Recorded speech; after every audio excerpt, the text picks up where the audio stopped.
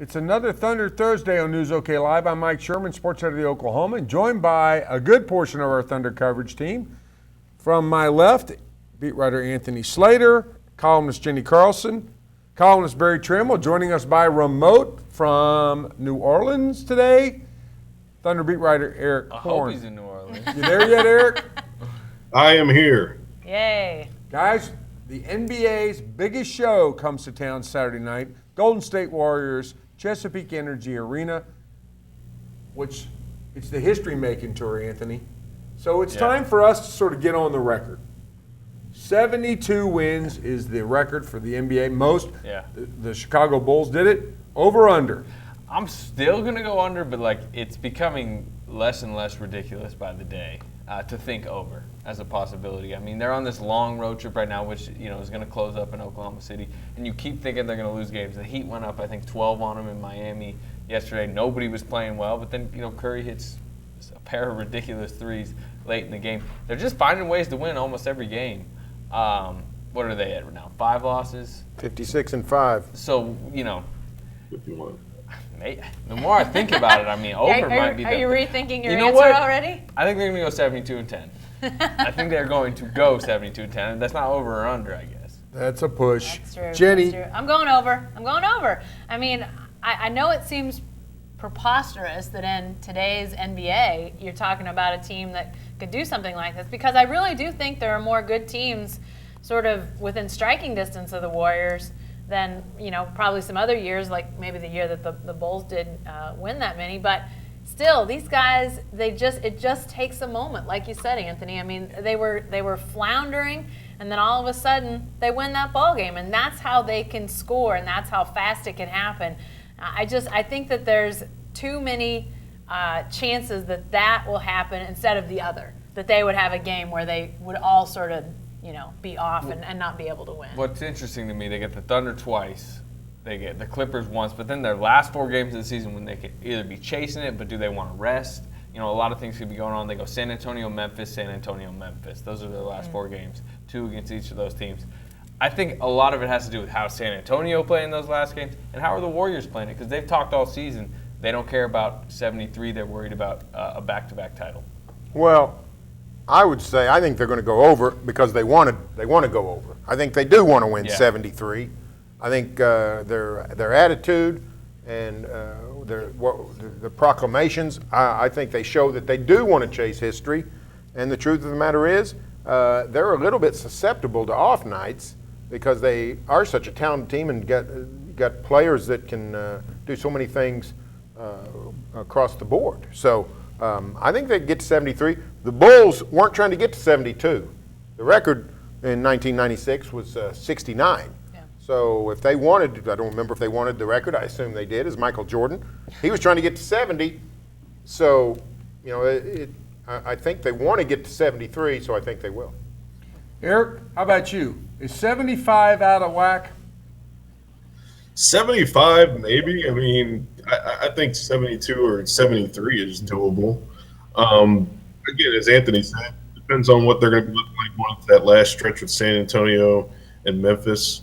And I mean, they're going to be wanting to play. They're going to be wanting to play well going into the playoffs. But frankly, they could be playing not so well going into the playoffs and still smoke whoever's going to be the 8th seed. So yeah, I think it's doable. Not 75, maybe 73, 72. I'm going to ask Mr. Math, Barry Trammell, what pace are they on right now? I have not figured it up, but they're over 90. So I mean, they're on pace for 74. I think they're right 51-5, and to go 72-10, they'd have to go 21-5, and they're already 51-5. So I mean, they're clearly on pace to beat it. But there's tough games, including 2 against the Thunder. Probably have a lot to do with if they do get the record. Go ahead. Here's the thing to think about. You mentioned the Spurs, 2 of the last 4. That's a team that may not be playing. The Spurs. Right. I see it way more possible that the Spurs are sitting guys to rest than the other way around. So it's possible we could be seeing a record-breaking game on ESPN that's Boban Marjanovic against Festus Ezeli, and those are the You stars just wanted to of the say game. those guys' names, didn't you? I was pretty good. That was pretty good. It was. Well, the Thunder could have a lot to say about this, so why don't we talk about the Thunder? Saturday night's game, it's a different look than Oklahoma City took with them out to Oakland. I speak of Andre Roberson, or I think his last name is Robertson. Robertson. Anyway. Randy Foy, too. Anyway, Yeah, Randy Foy. what's the difference? Andre Roberson means blank to this Thunder team. 19 solid minutes, probably. I mean, probably, I think underrated nationally his importance, but I do think, especially with what happened the last week or so, a little overrated locally. I think the Warriors. It might not matter in a Saturday night game where the Warriors are really going to attack them, but I think in a series with the Warriors, just like we saw with Tony Allen last year, it's what we keep talking about. The Warriors played him off the floor by putting Bogut on him and just funneling the ball towards Tony Allen. I don't think Robertson's going to be jacking him up with the confidence Tony Allen had, but I don't know how playable Robertson will be in a series. He'll matter. I mean, I think it's good to throw him on Klay Thompson to start the game, maybe even Curry for stretches, but he's not going to play more than 20, 25 minutes. But it's valuable minutes. He's an extra body, especially they got the small ball lineup that they love, use most of the time. He's he's a 6'7" guy with athletic ability on the wing. So you can't have enough of those guys against Golden State. No. I'll tell you what, it's probably going to be pretty important that he hits maybe one or two threes at some point, because he's going to be wide open for threes like he was in Dallas last night. He actually hit one from the wing. So, I mean, those are going to be big. Every point is important against the Warriors, and he's going to have open ones. Well, and even if he only plays, that 15 or 20 minutes, if he's guarding, whether it's Klay Thompson, Curry, whoever, that's 15 or 20 minutes that a Durant, a Westbrook, somebody like that doesn't have to guard him. So to me, it may not be many minutes, but I think those are pretty valuable minutes. And, another thing, I just think Saturday, the fact that, that first game in California was the first time that Cantor was with this group against the Warriors, and we got to see what a difference he could make, which ended up being pretty significant, got them out of that small ball lineup. Surprisingly. Yeah, and now here's another matchup where the Thunder yet throws another piece at them. It's kind of interesting how this is playing out, sort of different Thunder teams each time they play the Warriors. I don't think we're coming to that again the third time, but Eric, I'm going to give Jenny up. She got the cheat sheet in advance, and she already skipped ahead. Sorry. So, Enes Kanter, does he tilt the court a little bit for the Thunder? Well, we've seen that he can. Is it going to tilt back on top of him when the Warriors are running at him on defense in the pick and roll? Yeah, it could tilt both ways, but it'll be momentarily. I don't think it'll be something that'll be sustainable for a series.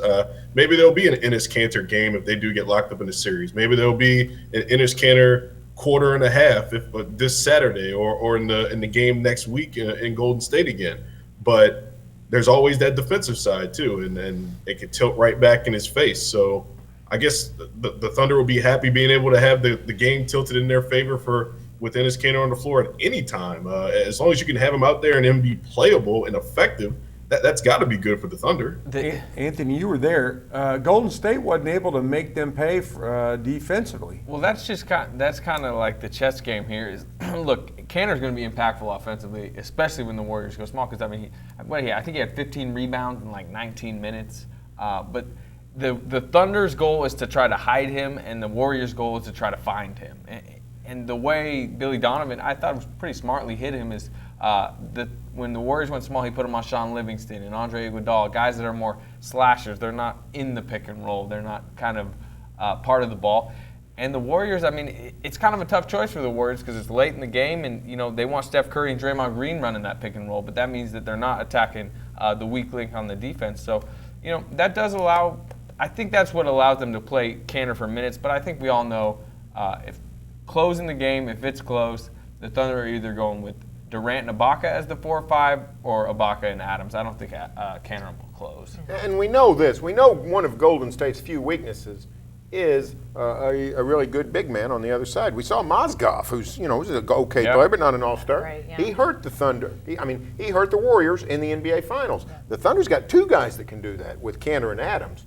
So the Thunder is not going into this. They're not going into this matchup with the Warriors completely overmatched. They've got things they can hit Golden State with. Golden State's just got more weapons, but the Thunder has weapons too. Yeah, and I think you ask about tilting the floor, Mike, and to me, I still think what we saw in that first Warriors game, and I suspect what we'll see again on Saturday night, is that Thunder still has two pretty good bullets in the gun with Durant and Westbrook, and I'm not real sure that the Warriors have much answer for those two guys. I mean, they're still. How do you guard Kevin Durant? I mean, do they never haven't? have. Yeah, they just don't have. They have great defensive players and guys that play pretty good defense, but they just don't have a Kevin Durant matchup that is really, really good. So, I think that's still got to be a concern for the Warriors. That is the kind of the funny thing is I think on paper, if you picked a team that had the best ability to guard Kevin Durant, it'd probably be the Warriors. Andre Iguodala, Draymond Green can go big, Harrison Barnes. I mean, they got some options. They got options, but yeah. options are not. I mean, he's roasted them every time he's played them, including the last. I think he had 40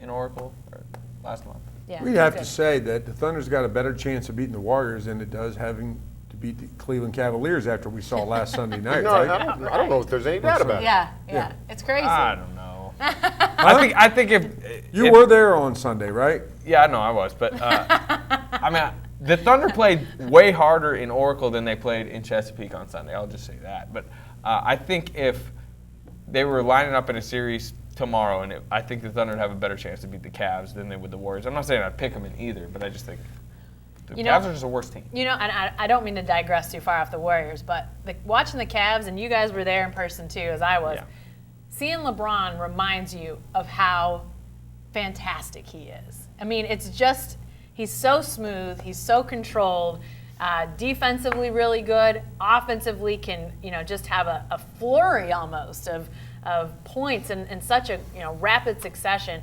And again, he's largely playing with the Timothy Mozgovs of the league. I mean, Kyrie has the flu. He's gone, or we found out later the bed bugs. Eric might want to talk about that. Quote. Flu. But Flu-like symptoms. Yeah, but I mean, it's crazy that the amount of I don't know if help is the right word that he gets out of guys, just with the way he's able to play and the attention he's allowed to command. It's pretty remarkable. Well, he's made Kevin Love. He's fully inflated Kevin Love, especially on Sunday. Eric, let's go back to you. Early returns on Randy Foye. We've seen him a couple games now. Looked like last night he was taking a lot of Cameron Payne's minutes. Yeah, I feel good about the Foye acquisition so far. I mean, he hasn't taken anything off the table as far as, being able to come in and contribute. I don't think they were expecting him to be a guy that was going to just bust down the door and be a starter for him at shooting guard. But Cameron Payne stunk last night, and Foye came in and did well, hit some shots when the Thunder really weren't shooting that well from three. In the first half, I think they were like 5 of 17, and Foye had 2 of those. So, I mean, he's a veteran presence. They talk about his leadership all the time. He's going to be some Dion Waiters insurance because we're not going to get the same kind of Dion Waiters we had against the Mavericks every night for the rest of the season. We know that. So I think he's a good pickup. And, I mean, there may be more to come with this Joe Johnson buyout coming from the Nets. So we'll see about that. Don't excite the fans over there. Don't excite the fans. This just Sorry. Well, let's talk about Joe Johnson. All right. Anthony, does that sound like something that's going to happen? No. First of all, I don't think Joe Johnson is going to come here. I don't think he wants to come here. I mean, although it's probably one of his better options out there. It sounds like the Cavaliers are probably the most likely. He still has to figure out the buyout, and from what I'm hearing, it seems very unlikely. Although, he would potentially be a fit. I just don't see it. Is it, Barry, is it just playing with LeBron? Is that Well, when if you look- when you get a chance to do that, you just don't Well, say you no? look at the history, the veteran players are attracted to LeBron, the Mike Millers, the Ray Allens, that crowd. They migrate to LeBron because they, first of all, the best ticket to the NBA Finals this year is to be on the Cleveland Cavaliers. As great as the Warriors are, they've got a couple of hurdles. Cleveland hurdles not nearly as what Golden State's going to have to face. So your best ticket to the NBA Finals is with Cleveland. You know you're going to be able to play a solid game with LeBron's not going to let things get out of control. He knows how to play. He'll give you the ball. It's just lots of reasons to want to play with LeBron James. Yeah, he lets other guys shoot. I mean, Yeah. look at Sunday. J.R. Smith's out there throwing him up. So I mean, LeBron's not afraid of letting other guys shoot. And yeah, I mean, you've seen the Mike Millers have those great breakout moments where they win a game, and I could see Joe Johnson being that type of guy where he maybe doesn't do anything for a couple games, but then lo and behold he gets hot and they find him, and he might win a game or even a series for him. Joe Johnson saw what Richard Jefferson did to the Thunder a few days ago, and he was like, "Yeah, I'm going there. I'll play over that guy." That's a good point. It seems like LeBron's more of a behind-the-scenes recruiter too than Durant or Westbrook or just the Thunder organization. I mean, there was a story, I think it was Cleveland.com had like a week ago that said Joe Johnson. There was already rumors that if he got bought out, he'd go there. I mean, it just seems like I said, there's just more under the radar feelers out there by LeBron. He lets guys know, hey, we want you here, which I don't think Russell Westbrook's calling Joe Johnson right now and letting him know, hey, we need you. Well, and I mean, if you're Joe Johnson, don't you look at the Thunder and say the chance to get shots with that team is less than with the Cavs? I mean, he's a shooter. He wants to shoot the ball. ISO Joe. I assume which he's would fit the Thunder offense beautifully. If I'm Joe Johnson, and his number one goal is play on a contending team and get minutes. I mean, the Thunder's one of the top options, maybe the top option, just because of their hole at the wing right now. Yeah. But I just think there's a lot more to it than that, and that's why I don't think he's coming here. Let's wrap it up here. You talked about contending team. Here's the question. Is the Thunder the best of the pretenders or the least of the contenders? Barry? I will say least of the contenders. I mean, I think if you're going to ask me to draw a line through to where the NBA standings, I think you group the Thunder in with Cleveland, San Antonio, and Golden State. I mean, I think they're an elite team. Yeah. Bad luck that you got two historically great starts by Golden State and San Antonio, but I think the Thunder's more in that class than they are down with Toronto, Clippers, Boston, whoever else. And yet, tucked away in Anthony's five observations, he says more likely they get passed by the Clippers than they move up and pass the Spurs. Well, so where do you rank them? I rank them ahead of the Clippers. I'd rank them within the contenders. Look, if you told me right now that the Thunder won if you were a future Mike Sherman, you said the Thunder won the title, I'd be like, okay, I'm surprised, but okay, that could happen. If you even told me the Clippers won the title, I'd be like, really, really surprised. Yeah. But okay, I can see a path to that. Beyond that, which is where I think you draw the line, contender, pretender. There's nobody else in the league you could tell me won the title. Maybe, I guess the Raptors just because they're in the East. But well, I mean, they don't have to play very well to get to the East Finals, so they really only have to play over their head one time to make the finals. Right. Yeah, so I mean, you could even group them in, but I just, as far as your first statement, I mean, it's clear the Clippers, although the loss last night to Denver kind of changed things. Not good. Home loss. They're 4 back. I think, what are the Thunder, 6.5 back at the Spurs? 7? They play them 3 times, but I don't really see them passing San Antonio. We'll go to you, Eric. The Thunder, the best of the pretenders or the least of the contenders? I'd say the least of the contenders, and I'd actually draw the line at the Thunder. I don't think the Clippers are in the same. Even though the records are close, I don't think they're really in a 7-game series with the Thunder or the Spurs or the Warriors. But yeah, I think that the Thunder probably stands the best chance of going up against the Warriors in a 7-game series, and I guess if you got to lump those 3 together. Minus Cleveland, who's a contender on the other side, I'd say the Thunder are the least of those teams, even though the Thunder probably be favored against the Spurs in a 7-game series. I don't know about favored.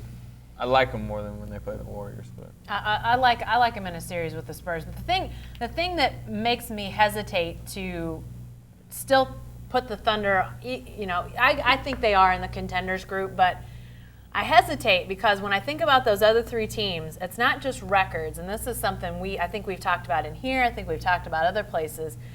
Those other 3 teams are about building habits for the playoffs. They are playing now the way you'd want a team to play in the playoffs. And I understand it's a long season. You're going to have downturns. But how many times have we watched a Thunder game and, whether they've eked out a win against a team that they should have beat by 15 or 20 and instead find himself in a close game, or they lose a bad game like that Cavs game on Sunday, and we just say, where are the good habits? Where is the consistency in this team? And to me, that's really troubling because, maybe you turn it on in the playoffs, but when you're coming up against other teams that all year have been preparing and playing the way they want to play in the playoffs, do you just expect to start beating the Spurs in a series. You'd have to beat, if you're the Thunder, you got to beat the Spurs, Warriors, and probably Cavs in back-to-back-to-back series. Without home court, probably in all three. Yeah. To what do you attribute that, Barry? Oh, I think some of it is the newness of the coach. I mean, I think some of it is coming off last year, which was sort of a lost season, and for all the continuity this franchise has had, it doesn't have much from last season to this because last season was such a train wreck. I think some of it was lack of focus after Golden State and San Antonio got off to such historic starts. I mean, we knew by middle of December that the Thunder wasn't going to catch those teams in terms of record. So, I mean, I just think a lot of factors put together just sort of told the Thunder, you know what, you're going to be the third seed no matter what you do, and you're just going to have to, pull a couple upsets come spring. So it shouldn't happen, shouldn't be that way, but sometimes human nature is what it is, and it just sort of works out that way. You guys want another topic? Or I mean, you're the We got lead. room. We got room. I for mean, it's one more. interesting. We're talking second round, third round. I think it's starting to get to that time of year where we can start talking about first round and Who you got? Right now it's the Blazers, which I think is really interesting. That's not even a team we've thought the Thunder could play in the first round, but with the way the Mavericks are sliding, the Grizzlies have injuries, just the Rockets are now 9th seed right now. Is that the worst potential first round matchup for the Thunder? Yes, perhaps. Yeah. Because of the outside shooting. Right. They're terrible at three-point defense. And Lillard can get going in a hurry. It has gotten going in a Yeah. hurry They would- against these guys. They'd love to No play doubt. Dallas. I mean, they poked the Mavericks. They'd love to play Memphis, especially without Gasol. You'd love to play Memphis. Well, You'd love to see I them like play Memphis, but Portland's sort of a wild card. They'd love to play Utah because Utah's a terrible matchup when they play the Thunder. I mean, the Thunder dominates Utah, but Portland's a wild card because of Lillard and McCollum, and those guys are just playing so unbelievably above their status that you're not sure what you're going to get. Yeah. Eric, the worst possible matchup or the best possible matchup would the Blazers be for a Thunder team that's trying to clarify its mind and focus and get ready to go defend the Warriors, maybe? It might be an eye opener if the Blazers come in chucking threes and the Thunder say, "Hey, we got to get better at our 3-point defense." I mean, they beat them in a series. They just bully them around on the inside, but if they got a team like that, it might make them a little bit more aware of, hey, look, we gotta tighten up on the 3-point defense. I mean, we saw the Mavericks go off on them last night in the third quarter, so it might be one of those things where it might be something good for them in the first round. Might be time for Darnell Mayberry's chart of all the guys who get career highs on the Thunder. Get that one out, Darnell. Get started. We need to publish that one soon. Hey, that's all for this edition of Thunder Thursday, but you can stay with the best coverage team anywhere. Every day at News OK and every morning in the Oklahoman.